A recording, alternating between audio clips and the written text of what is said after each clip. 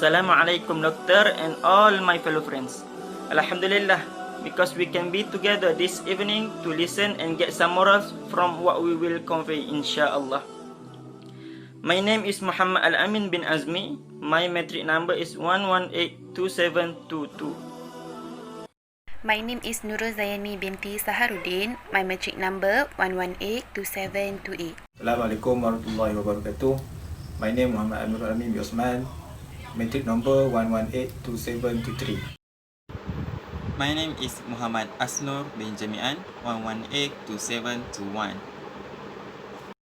My name is Nur Ain binti Mohtar. My metric number is 1182715.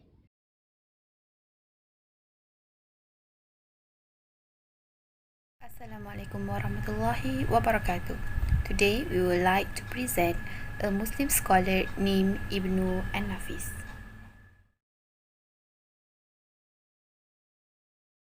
Islam has many scholars who can be used as examples. Islamic scholars who have contributed to the development of the Ummah is Ala ad-Din Ali bin Abi al-Has bin al-Nafis al-Qurashi, who is a genius in the field of medicine and who is also known as Ibn al-Nafis. He is not only a very fierce and knowledgeable in the fiqh, hadith and Arabic, but also very skilled in the medicine.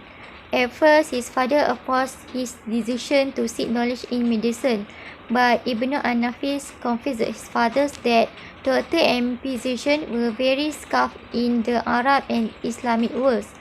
For his father's blessing, he has managed to find various theories in the field of medicine, so that it can be used to this day. Like other Islamic scholars, Ibn al-Nafis has also written many books. One of his latest books is Al-Shamil fi al-Tib, which is a medical encyclopedia containing 300 volumes but was not successfully complete due to his death. Not only that, he also contributed his famous work, which is the book Summary of Law, Mujaz al-Qanun, which tells about the impact of nutrition on the health.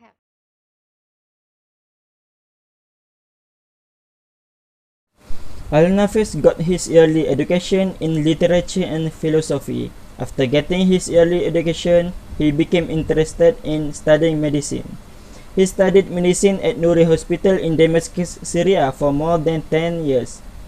After that, he directed his efforts to study medicine with his teacher, Muhattab ad-Din Abdul Rahim Ali, who was known as Ad-Dikhwar.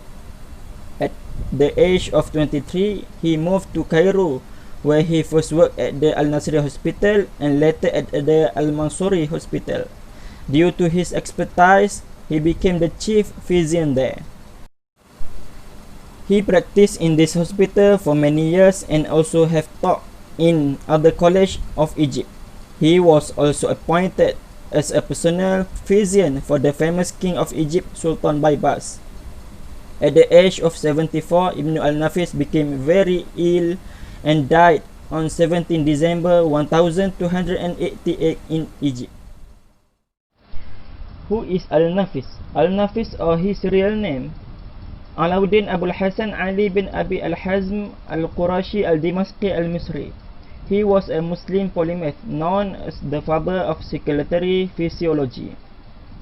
Ibn al-Nafis was born in Damascus 1213 in a small town called Qarsh.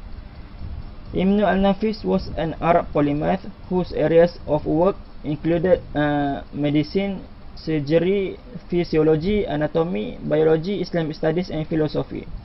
Ibn al-Nafis is one of the greatest scientists during the period of the golden era of Muslims.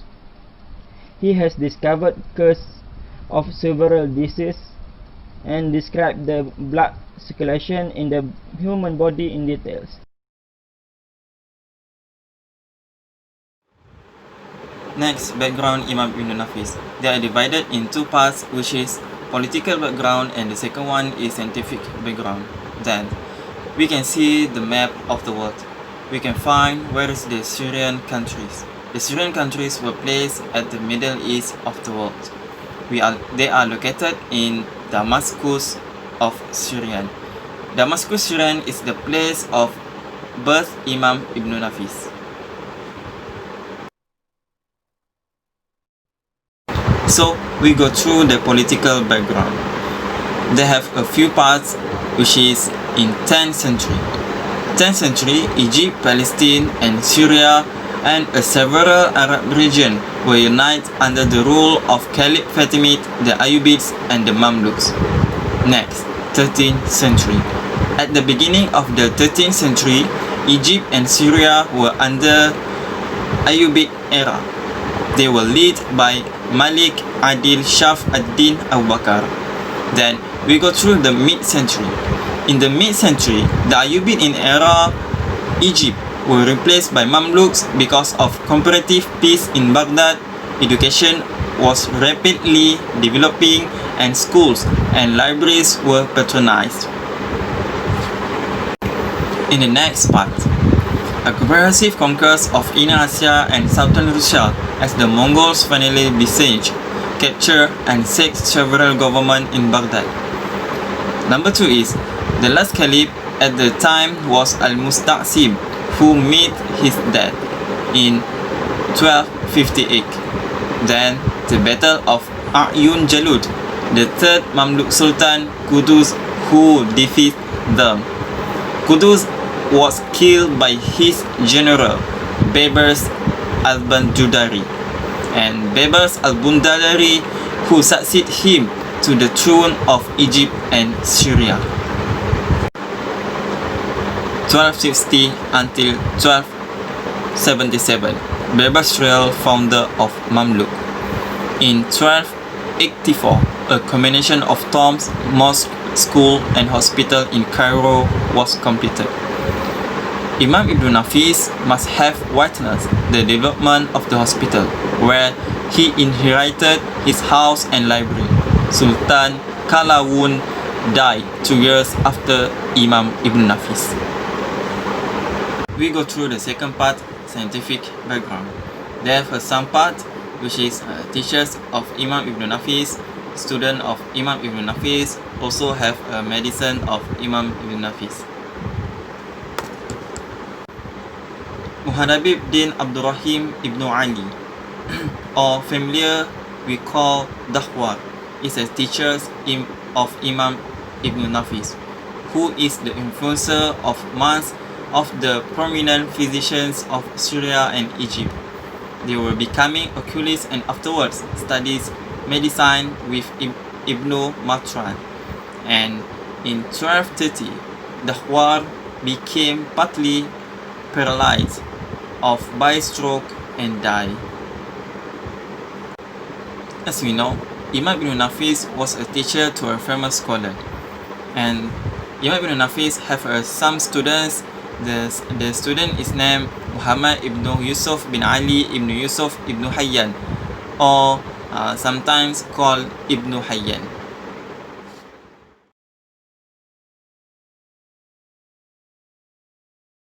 Okay, now I want to present about analysis book Mujaz Al-Qunun, which is written by Ibn Nafis. Alright, Mujaz Al-Qunun is the one of the kitab written by Ibn Nafis, which tell about the law of theory related to medicine. And then Ibn Nafis also writes other books such as Kitab Al-Mukhtar fil Aghdiyah, which is talk about diet method. Then Syarh Tabiat Al-Insan Lil-Bukrat about Hippocrates and others.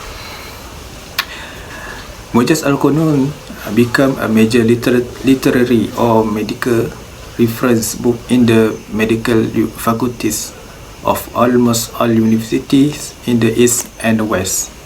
Then Mujaz Al-Qunun explained that anatomy is separate from entity and independent. And then Mujaz Al-Qunun is a law understanding of natural science, chemistry and physics, biology and physiology, anatomy and pathology, easy to understand.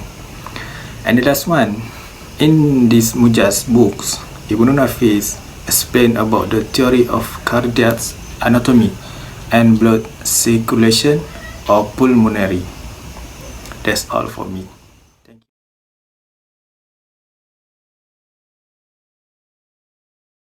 Bismillahirrahmanirrahim. Assalamualaikum warahmatullahi wabarakatuh. I would like to present the contribution of Ibnu An-Nafis, especially in the medical education. First of all, Ibnu An-Nafis made a contribution in the anatomical discovery. In Ibnu An-Nafis manuscript entitled Syarah Tashrih al-Qanun lil Ibn Sina, he covered intimately the topics of anatomy, pathology, and physiology. And this is the earliest description of pulmonary circulation. Then, Ibn An-Nafis made three important challenges about the pulmonary circulation. He stated categorically that the interventricular septum between the right and the left ventricles was not porous and could not allow blood to travel through it. Second, since there is no communication between the right and the left ventricle through the interventricular septum, the output of the right ventricle can only reach the left ventricle through the pulmonary circulation. And the third, in another short passage, Ibn An-Nafis stated that there must be a small communication between the pulmonary artery and the pulmonary vein. Next is about the capillary and coronary circulation. Ibn An-Nafis had a perception into what would become a bigger theory of the capillary circulation. He stated about the pulmonary artery and vein and so on. Next is about pulsation. Ibn An-Nafis disagreed with Galen's theory that the heart is formed by the arteries to neck. Ibn An-Nafis believed the heartbeat was an immediate result of the heartbeat. About the lungs, Ibn An-Nafis said that the lungs are composed into its own part. Brain. Ibn An-Nafis was also one among the few physicians at the time who supported the view that the brain, instead of the heart, was the organ liable for thinking and sensation. Another medical contribution that was made by Ibn An-Nafis, the practice of dissection. There are some debate about whether Ibn An-Nafis participated in dissection to return to his conclusion about the circulation. According to one view, his knowledge about the human heart could are derived from surgical operation instead of dissection. They conclude that Ibn An-Nafis did indeed use dissection to accumulate his result, even though the practice of dissection was banned in Muslim tradition at the time. It's about the urology and metabolisms. He also discussed the difference between kidney and bladder infection and etc.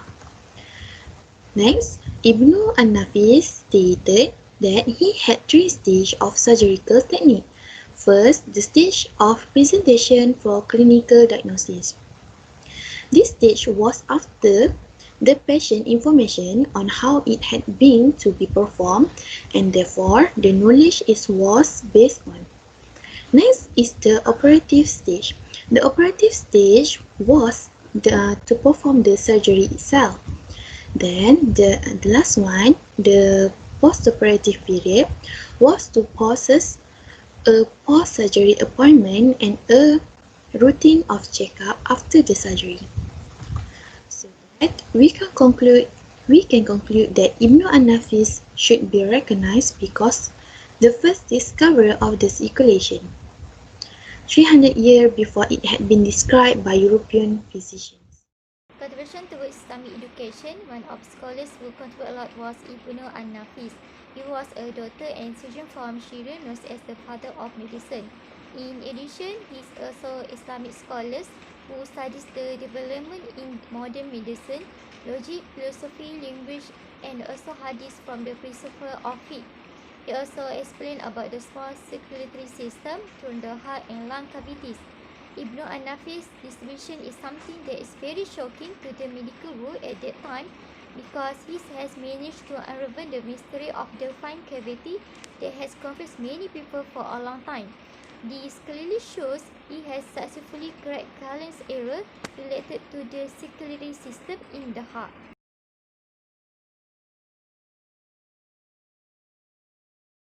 Next, in the conclusions, the Islamic world has given birth to many great physicians. However, Islamic medical scholars are still considered as a missing group in the history of human thought. Not surprisingly, history is more familiar with Greek and Western medical scholars compared to the Islamic position. Although Islamic medical scholars have produced several great works, but most of their writings have not been translated, and also those that have been destroyed due to the wars and so on. Many Islamic scholars in the field of medicine have contributed to the advancement of modern medical technology.